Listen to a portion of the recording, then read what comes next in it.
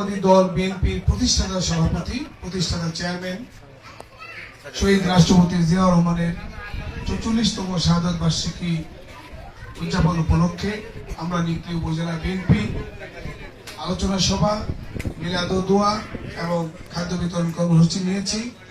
আজকের এই অনুষ্ঠানে উপস্থিত রয়েছেন দলের সংগ্রামী সাধারণ সম্পাদক জনাব আতিকুল ইসলাম তালুকদার হেরিম।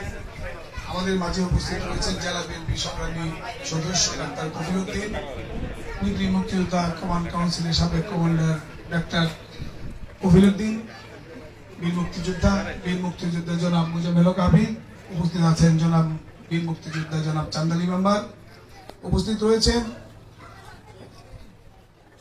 সাবেক সাংগঠনিক সম্পাদক একলাস রহমান দুলাল, সাবেক সিনিয়র যুগ্ম সাধারণ সম্পাদক বাবু তাফুস শাহ উপু, সদর ইউনিয়ন বিএনপি সভাপতি হারুনুল কাইয়ুম, সাবেক যুগ্ম সম্পাদক সাইফুল ইসলাম, সাধারণ সম্পাদক সদর ইউনিয়নের আল মামুন, উপস্থিত সাবেক যুবদলের সাবেক যুগ্ম সম্পাদক আমাদের মানিক আসাদুজ্জামান মানিক, স্বেচ্ছাসেবক কৃষক দলের আহ্বায়ক নজরুল ইসলাম মেম্বার, সদস্য সচিব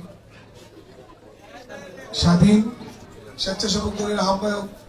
দুঃখিত, বৃষ্টি শুরু হয়ে গেছে। যাই হোক, আমাদের উপস্থিত নেতৃবৃন্দ, আমরা আজকে যে উপলক্ষে এখানে বসেছি, শহীদ রাষ্ট্রপতি জিয়াউর রহমান বাংলাদেশের সকল গণমানুষের একজন সর্বাধিক জনপ্রিয় নেতা। আজকে তার আপনার মাত্রার কামনায় এখন আমি আমার বক্তব্য দীর্ঘায়িত করবো না, দোয়া পরিচালনা করবেন থানা মসজিদের পেশ ইমাম জনাব বাসির উদ্দিন।